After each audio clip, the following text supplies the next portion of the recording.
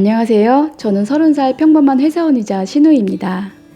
제가 오늘 이 글을 쓰게 된 이유는 하나밖에 없는 저희 새언니 때문인데 정말 어떻게 해야 할지 답이 안 나와 이렇게 글을 쓰게 되었습니다. 저에게는 오빠가 한 명 있는데 어느 날 결혼을 하겠다고 새언니를 데리고 왔었습니다. 얼굴도 예쁘고 조용조용하며 한 회사에 10년이나 근속하고 있는 성실한 아가씨를 데리고 왔더라고요. 지금은 저희 아빠가 퇴직하셨지만 예전에 대기업의 인사과에 근무하셨었는데 한 회사에 이렇게 오래 근무하는 건 힘든 일인데도 잘 다니고 있는 성실한 언니를 보며 무척 마음에 들어 하셨습니다. 그 이후 새언니는 저희 집에 자주 드나들면서 온갖 애교로 부모님에게 점수를 땄고 결혼이 무르익을 때쯤 저희 아빠가 상견례를 하자고 제의를 하셨습니다. 그랬더니 새언니가 고백할 게 있다면서 사실 본인은 어렸을 때부터 고아원에서 두 자매가 자랐는데 지금은 여동생이 외국으로 나가 공부를 하고 있다면서 상견례를 할 사람이 아무도 없다고 하더라고요. 그래서 상견례는 패스하고 바로 결혼을 했으면 한다는 의견을 내비쳤습니다. 그 사정을 알게 된 저희 부모님은 새언니에게 빨리 가족을 만들어 주겠다고 하시면서 결혼을 일사천리로 진행하셨고 또 신혼집 아파트를 매매하셨는데 새언니와 오빠 명의로 공동명의를 해주셨습니다. 저희 집도 넉넉한 건 아니었고 아빠가 30년 다니던 직장을 퇴직하면서 퇴직금으로 아파트를 사주신 건데 부모 없이 자란 새언니가 너무 불쌍했고 또 내 집도 아닌 평생 남의 집에서 더부살이로 살았다는 게 마음이 아프다며 이젠 내 집이란 공간에서 마음 붙이고 새 인생을 펼치라며 공동명의를 해준 거였습니다. 그런데 집을 사줬으면 새언니는 혼수를 해와야 하는데 돈이 하나도 없어 혼수를 못 해온다고 하더라고요. 그래서 저희 생각으로는 외국에 가 있는 동생 뒷바라지를 해줘서 돈이 없나 생각하고는 저희 엄마가 울며 겨자 먹기로 혼수까지 해줬습니다. 그래도 하나도 안 아깝다고 생각한 게 결혼 전 저희 집 들락거리며 저희 부모님의 혼을 싹 빼놓으며 얼마나 이쁜 짓을 하고 여우짓을 하는지 새언니라는 한 사람이 집안 분위기를 밝게 바꿔놔서 모두들 기뻐했었습니다. 그런데 예상했던 것과는 달리 오빠 부부는 결혼과 동시에 저희 집에는 한 번도 오지 않았고 그렇게 자주 하던 전화도 없어 저희 부모님이 오빠 통해 방문을 요구하셨지만 오빠만 올 뿐 새언니는 그 이후에도 한 번은 얼굴을 내비치지 않더라고요. 그렇게 참고 있던 엄마는 몇 달 후 새언니 생일인데 얼굴이라도 보게 오겠다며 음식을 바리바리 싸서 새언니 집으로 갔습니다. 그런데 어떤 휠체어를 탄 여자가 문을 열어주는 게 아니겠어요?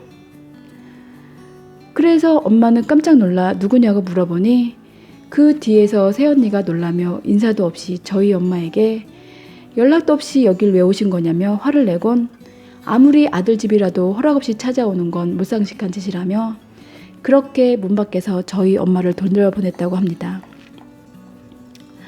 엄마는 말 그대로 정말 새언니 얼굴만 보고 왔다고 하네요. 그날 저녁 오빠를 호출해서 어떻게 된 거냐고 물어봤더니 그 외국에서 공부한다던 동생이 알고 보니 중증 장애인이었는데 외국에 나간 게 아니고 어렸을 때부터 계속 장애인 시설에 있었다고 합니다. 그 동생을 새언니가 결혼하는 동시에 신혼집으로 데려온 거고 동생 케어 때문에 회사까지 그만두고 지금은 집에 있다고 하네요. 오빠도 자매가 있다는 건 알고 있었지만 장애가 있다는 건 결혼하고 처음 알았고 많이 놀랬지만 새언니가 동생과 사람답게 한번 살아보는 게 마지막 소원이라면서 오빠에게 애원을 했답니다. 그리고 시댁엔 본인이 고아에 장애 동생까지 있다고 하면 더 밉보이고 싫어할 테니 평생 비밀로 해달라고 부탁해서 오빠는 지금까지 입을 꼭 다물고 있었다고 합니다. 이런 이유 때문에 그동안 새언니는 시댁에 못 온 거냐고 물어보니 또 그건 아니라고 합니다. 새언니 말이 저희 아빠는 처음부터 새언니를 엄청 예뻐하는 게 눈에 보였는데 저희 엄마는 새언니가 고졸이라는 것과 고아원에서 컸다는 걸 마음에 안 들어 하셨고 또 혼수를 못 해간다고 했더니 그 이후부터 눈빛이 달라지고 새언니를 대하는 태도가 달라져 기분이 나빴다고 합니다. 부모로서 아들 뼈 빠지게 공부시켜놨더니 안타까울 수도 있는 거고, 새언니 상황이 다른 사람이랑 좀 틀리니 마음에 안 들어 하셨을 수도 있었을 것입니다. 그러나 저희 엄마는 그 당시 많이 놀라긴 하셨지만 나중에 그런 상황을 많이 안타까워만 하셨지 별다른 액션을 취하지 않으셨고, 혼수를 새언니 의견까지 물어가며 2,500만 원어치나 해줬는데 이게 어디 쉬운 일인가요? 왜 새언니는 혼자만의 생각으로 오해만 하는지 그저 안타까울 뿐입니다. 또 3억짜리 집을 공동 명의해줬음에도 불구하고 회사를 10년 넘게 다녔다면서 맨몸으로 시집오겠다는 며느리를 섭섭해하지 않을 부모가 어디 있나요? 아무 대가 없는 공동 명의에 혼수까지 이 정도 해줬으면 저런 핑계만 댈 것이 아니고 그냥 감사한 마음으로 살아야 하는데 새언니는 온통 불만과 섭섭한 뿐이었습니다. 그런데 지금 가만 보니 새언니는 그 흔한 고맙다는 말 한마디 저희 부모님한테 한 적이 없었던 것 같은데 정말 염치까지 없고 해주는 게 당연하다고 생각하는 것 같았습니다. 그 이후 어찌되었거나 저희 엄마가 먼저 새언니한테 사과해서 서운한 마음을 풀어줬고, 장애 동생의 거짓말은 어차피 결혼했으니 저희 가족이 안고 가야 할 숙제라 생각하며 묻어버리고 새언니를 그렇게 용서했습니다. 그렇게 잘 지낸다고 생각하는 얼마간은 새언니는 몇 달에 한 번씩 장애 동생을 데리고 저희 집으로 왔었는데, 이놈의 새언니는 도대체 무슨 생각인지 이젠 엄마를 넘어서 저한테까지 트집과 진상을 부리는데 사람을 지치게 만들더라고요. 이 자매가 어느 날 저희 집을 왔는데 새언니 동생은 말이 어눌하며 말을 하나도 알아들을 수가 없는 말과 액션을 자주 취합니다. 그래서 전 새언니 동생이 불편하지 않도록 옆에서 수발을 들어주며 원하는 게 있는지 물어보며 자주 도와줬습니다.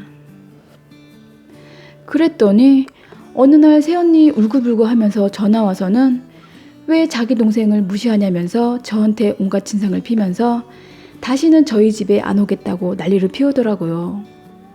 그래서 이유나 들어보자며 들었는데 본인 동생이 한 번도 아니고 갈 때마다 저한테 말을 시켰는데도 제가 말을 안 하고 TV를 보거나 동생 눈만 멀뚱멀뚱 쳐다보다가 딴짓을 하며 동생을 무시하더랍니다. 저 새언니 동생 수발까지 들겠다고 자청한 사람인데 왜 집에 온 손님을 제가 무시하나요?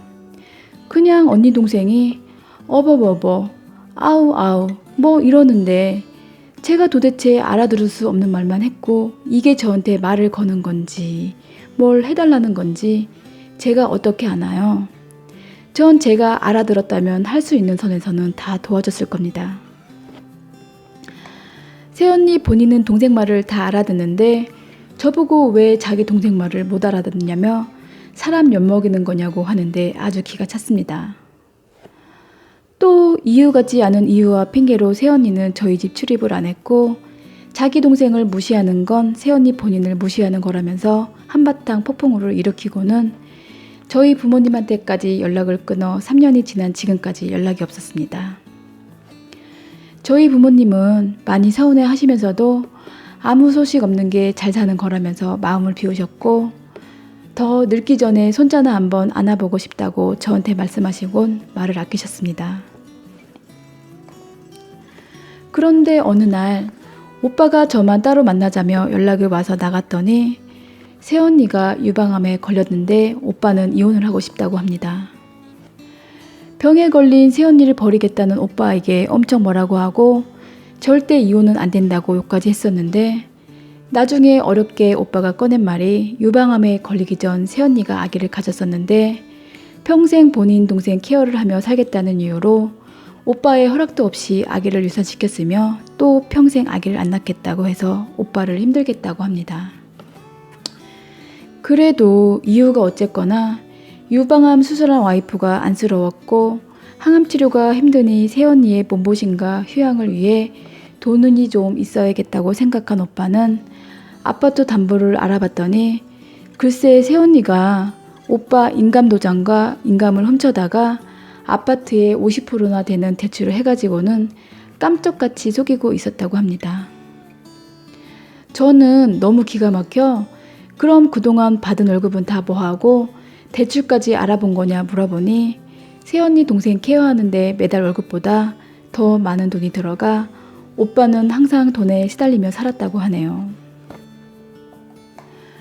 또 오빠가 새언니에게 그 많은 담보대출을 어디다 썼냐고 물어보니 새언니는 본인이 이렇게 죽으면 장애 동생의 미래가 깜깜하니 그 장애 동생을 위해 미래에 대한 적금을 들어놨고 또 그 동생이 들어갈 시설을 미리 알아봤는데 벌써 그 돈을 다 지불했다고 합니다. 자매의 끈끈한 피 끓는 우정은 알겠는데 왜 본인이 번 돈이 아니고 우리 아빠의 피와 땀이 서린 돈으로 새언니의 동생 뒤치다꺼리를 해야 하는 건가요? 처음에 오빠도 새언니를 버리고 싶지 않았는데 집담보까지 빼서 본인 동생 살 궁리만 하고 오빠는 전혀 생각해주지 않는 모습을 보고 오빠도 이제 정이 다 떨어졌다고 합니다. 그리고 이렇게 평생 뼈 빠지게 돈 벌어봤자 남는 것도 없이 새언니 동생 뒤치다꺼리 하는데 평생을 바쳐야 할 것 같아서 이제 그만하고 싶다고 하네요. 오빠는 새언니가 너무 괘씸해서 우리 아버지가 해준 돈인데 어떻게 이렇게 쓸 수 있는 거냐 라고 물었더니 새언니는 분명 본인을 위해 시아버지가 해준 돈이기 때문에 순전히 나를 위해 쓴 거다 라며 오빠 보고는 절대 관여하지 말라며 뻔뻔하게 굴었다고 합니다. 그 이후 오빠는 더 이상 이 선의 끈을 잡을 수가 없어 이혼 신청을 해놨는데 저희 부모님이 받으실 충격을 생각만 하고 있으면 앞일이 깜깜하다고 합니다. 부모 없이 자란 분들 욕하고 싶진 않지만 우리 새언니 같이 이렇게 염치도 없고 자격지심도 심하고 이기적인 사람들이 있네요. 어려서 부모에게 배운 게 없어서 그런 걸까요? 아니면 타고난 본성일까요? 정말 배신감이 느껴집니다. 어차피 결혼 10년 차가 안 돼서 법적으로 하면 돈은 어느 정도 찾을 수 있겠지만 이렇게 진심과 사랑을 배신으로 갚는 사람이 있네요.